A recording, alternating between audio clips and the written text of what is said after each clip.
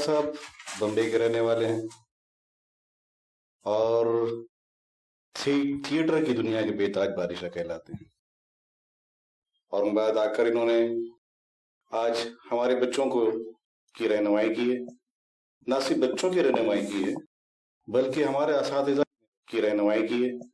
इस मौके से फ़ायदा उठाते हुए हमने कोशिश की है कि हम उनसे मिलें और उनको इस बात पर राज़ी करें कि वो हमारे लिए कुछ वक्त निकाल सकें।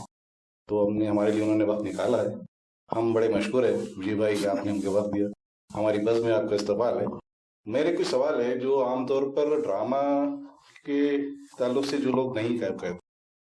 देखिए, अगर हम एक देखें कि जो आजकल जो शो बिजनेस है, बॉलीवुड जो कहलाता है, इसका असल जो है अम्मास नसरुद्दीन शाह हो, राज बब्बर हो या जितने भी आर्टिस्ट है, स्मिता पाटिल हो या दुनिया भर की जिंदगी है, ये सब के सब जो ड्रामा से आए। लेकिन हैरत अंगित बात यह है कि कभी कोई ड्रामे का जिक्र नहीं करता। सारी बात जो है उनकी सेलिब्रिटी की होती है, उनकी अदाकारी की होती है। दिलीप कुमार को यूनिवर्सिटी कहलाते हैं, लोग कहते हैं। लेकिन क्या हम कभी ड्रामे को भी उसको क्रेडिट देंगे? यही विडंबना है हमारी।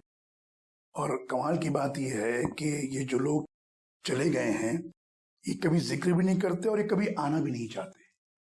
जो चला गया उसको लगता है कि अब वो पास्ट है मेरा, उसको नहीं देखना है मुझको। लेकिन इसके बिल्कुल मुकाबिल अगर आप ब्रिटिश एक्टर्स को देखेंगे तो ब्रिटिश एक्टर आज भी थिएटर से जुड़ा हुआ है, मराठी एक्टर आज भी थिएटर से जुड़ा हुआ है, ये बंगाली एक्टर आज भी जुड़ा हुआ है। हिंदी वाला जो है उसको इंटरेस्ट नहीं है, जबकि आज उसने जो कुछ सीखा है, चाहे वो कादर खान हो, अमजद खान हो, राजेश खन्ना ने भी थिएटर किया है। उसके बाद उस तरफ आप आ जाए, बलराज साहनी ने थिएटर किया है।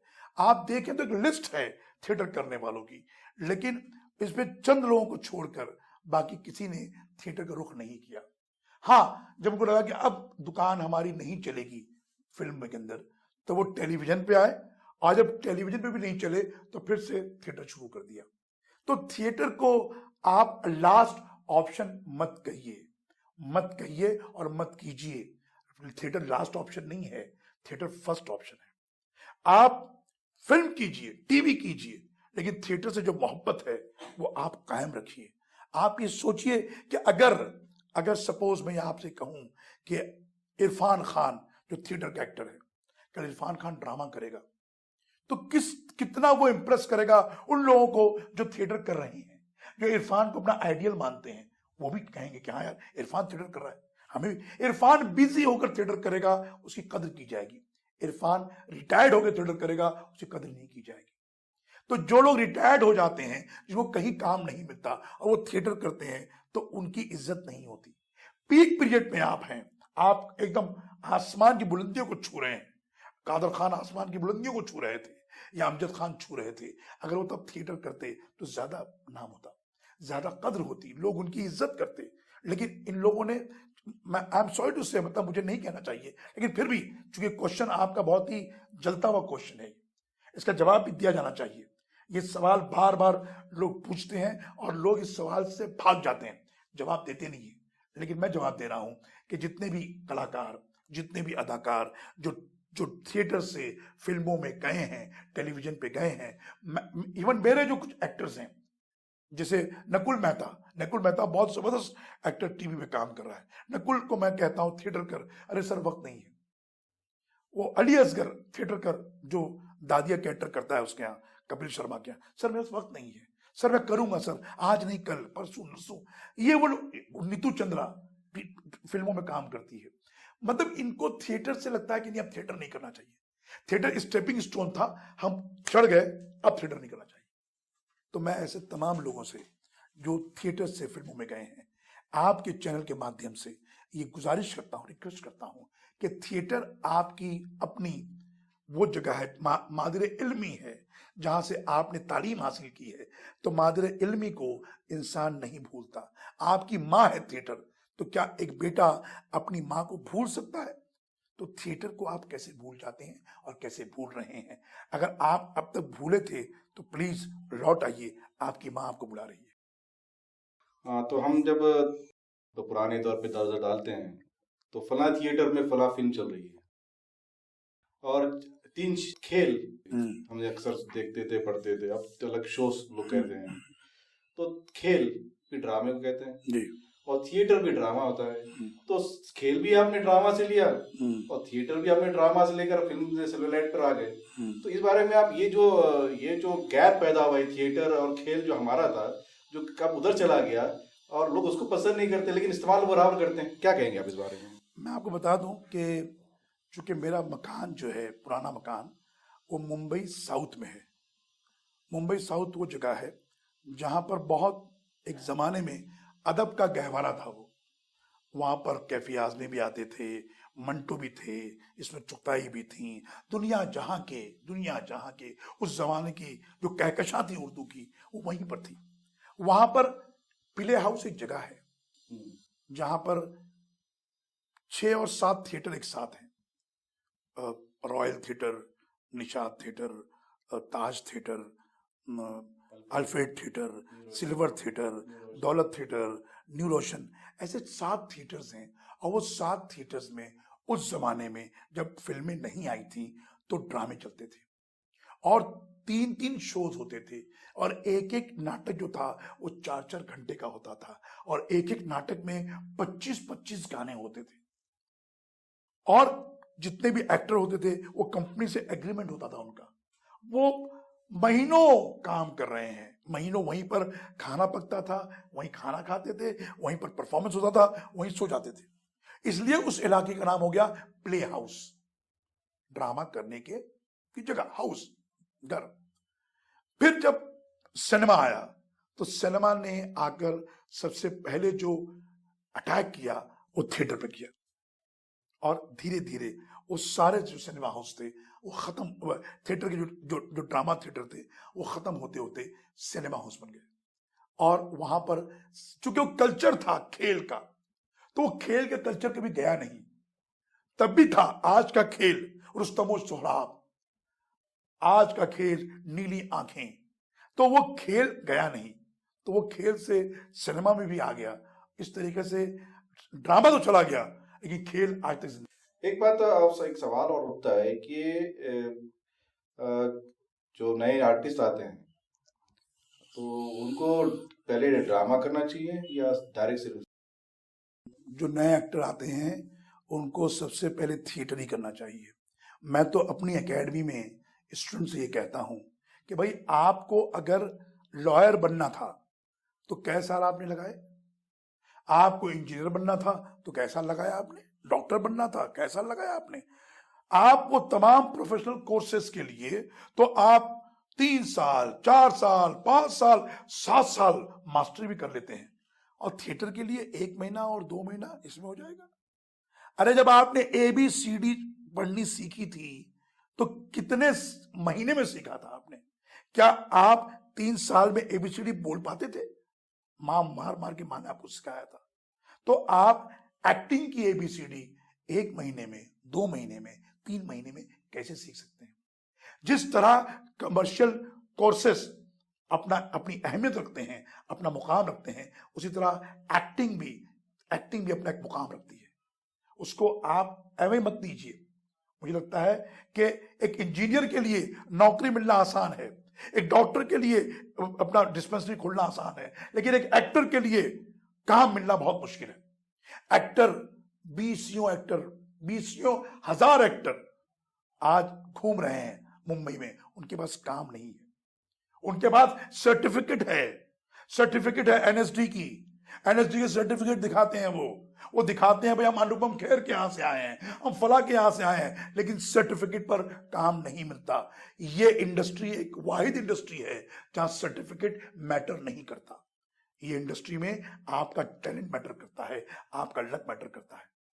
एक इंजीनियर बनने के लिए जरूरत नहीं है आपके लक की, कोई भी बन जाए, कहीं ना कहीं नौकरी मिल जाएगी, कुछ ना कुछ कमा लेगा, डॉक्टर भी कुछ ना कुछ कमा लेगा, लेकिन एक्टर नहीं कमा पाएगा जब तक कि उसके अंदर टैलेंट ना हो, जब तक कि उसका लक ना हो।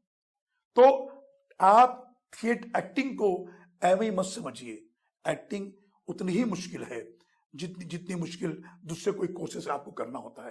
तो एक्टिंग आप 2 महीने में सीख जाएंगे और इंजीनियर बनने के लिए आप 5 साल लगाएंगे या 7 साल लगाएंगे मास्टरी करने के लिए। नहीं, आपको उतनी मेहनत करनी पड़ेगी, उतनी मेहनत करनी पड़ेगी, अदरवाइज आप बुढ़िया बिस्तर लपेटिए और जहां से आए थे वहां चले जाइए। मेरे बच्चे जो मेरे पास एक्टिंग सीखने के लिए आते हैं वो ये कहते हैं सर 3 महीने में हो जाएगा क्या? मैं 3 महीने में सर ऑडिशन दे पाऊंगा क्या? सर 3 महीना बहुत है ना सर? तो मैं पूछता हूं कि क्या एबीसीडी 3 महीने में सीखी थी आपने? एबीसीडी सीखी थी? नहीं सर, वो तो क्या बच्चा था ना, बचपन था। तो बचपन था तो माँ ने मार मार के सिखा दिया, अब आपको कौन सिखाएगा? और एक्टिंग करने के लिए माँ बाप की परमिशन नहीं होती, माँ बाप परमिशन नहीं देते। माँ बाप चाहते हैं मेरा बच्चा इंजीनियर बने, मेरा बच्चा डॉक्टर बने, लॉयर बने, प्रोफेसर बने। कोई माँ बाप ये नहीं चाहता उसका बच्चा एक्टर बने। बहुत कम माँ बाप विलिंगली अपने बच्चों को एक्टिंग के लिए भेजते हैं, वरना माँ बाप फेवर में नहीं होते। जो बच्चे मेरे पास आते हैं वो माँ बाप से लड़के आते हैं, वहां से पैसा माँ बाप भेजते हैं ताकि बच्चा यहां पर बॉम्बे में सरवाइव करे। तो जब आप माँ बाप को नाराज करके आए तो एक्टिंग क्यों नहीं सीखते? आप सीखिए ना। और जिस दिन बच्चा कामयाब हो जाता है उस दिन वही माँ बाप कहते हैं कि मेरा बेटा है, ये मेरी बेटी है, फख्र से कहते हैं। और अगर नाकाम हो जाता है 10 गालियां बुला देते हैं उसको और उसकी शादी करवा देते हैं। चल शादी कर ले, तेरी माँ जो है पोता देखने के लिए बेचैन है और तेरी माँ जो है वो नवासा देखने के लिए बेचैन है। तो ये होता है।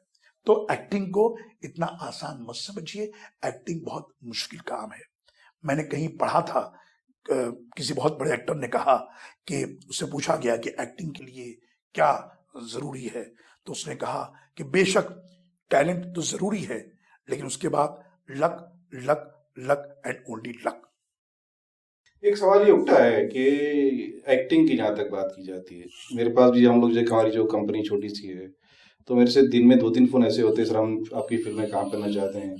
तो मैं कहता हूँ हम लोग शॉर्ट फिल्म बनाते हैं, डॉक्यूमेंट्री फिल्म बनाते हैं, हमारा काम फीचर फिल्म बनाना नहीं है। लेकिन उसके बाद भी ये एक खला हम महसूस करते हैं कि हमारे समाज में, हमारे माशरे में कहीं भी कोई ऐसा इदारा नहीं है जो हम हमारे इन बच्चों को एक्टिंग सिखा सके।